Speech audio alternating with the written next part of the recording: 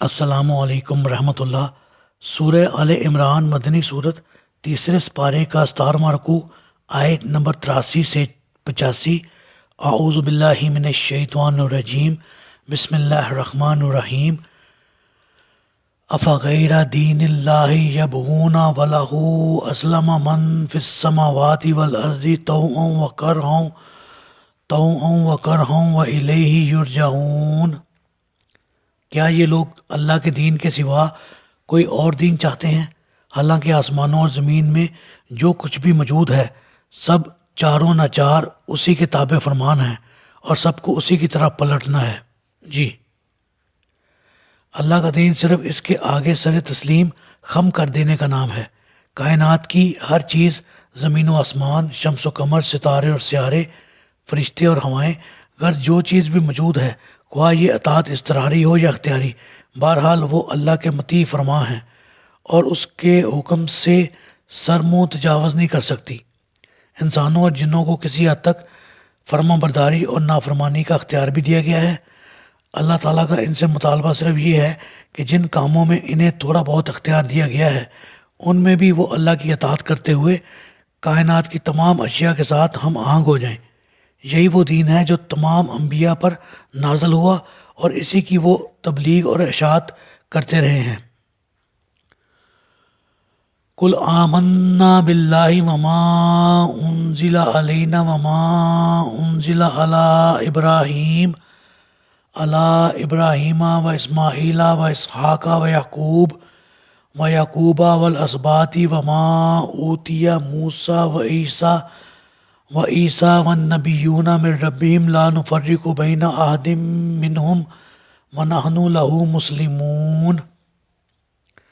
آپ ان سے کہہ دیجئے کہ ہم اللہ پر اور اس چیز پر ایمان لاتے ہیں جو ہم پر اتاری گئی، اور اس پر بھی جو ابراہیم علیہ السلام، اسماعیل علیہ السلام، اسحاق علیہ السلام، یعقوب علیہ السلام اور اس کی اولاد پر نازل ہوئی، اور ان کتابوں پر بھی جو موسیٰ علیہ السلام اور عیسیٰ علیہ السلام اور دوسرے پیغمبروں کو ان کے رب کی طرف سے دی گئیں۔ ہم ان کے درمیان کچھ فرق نہیں کرتے اور ہم اسی کے تابع فرمان ہیں۔ جی، یعنی ہمارا یہ طریقہ نہیں کہ ہم کسی نبی پر ایمان لائیں اور کسی پر نہ لائیں، کسی کو جھوٹا کہیں اور کسی کو سچا، اور چونکہ سب بلحاظ درجہ نبوت برابر ہیں لہٰذا ہم ان کے درمیان کچھ فرق نہیں کرتے۔ حمیت جاہلیہ سے کام لینا ہمارا شیوہ نہیں، بلکہ اللہ کا جو بندہ بھی اللہ کی طرف سے حق لے کر آیا ہے ہم اس کے برحق ہونے پر شہادت دیتے ہیں۔ انبیاء کے درمیان تفریق کی مزید وضاحت کے لیے سورہ بقرہ کی آیت 285 کی تشریح ملاحظہ فرمائیے۔ وَمَن يَبْتَغِ غَيْرَ الْإِسْلَامِ دِينًا فَلَن يُقْبَلَ مِنْهُ وَهُوَ فِي الْآخِرَةِ مِنَ الْخَاسِرِينَ۔ اور جو شخص اسلام فرما برداری کے سوا کوئی اور دین چاہے تو اس سے ہرگز قبول نہ کیا جائے گا اور وہ آخرت میں نقصان اٹھانے والوں میں ہوگا۔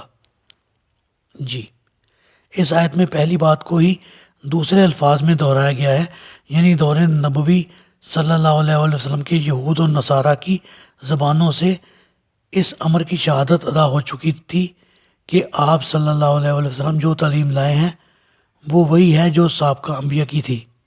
اس کے بعد انہوں نے جو مخالفت کی تو اس کی وجہ محض تعصب اور مفاد پرستی تھی، لہٰذا ایسے لوگوں کا کوئی عمل بھی قابل قبول نہیں، اور آخرت میں ان کے لیے خسارہ ہی خسارہ ہے جس کے بدلے انہیں دردناک عذاب برداشت کرنا پڑے گا۔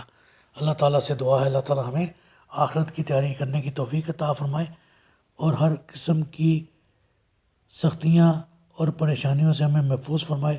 آمین۔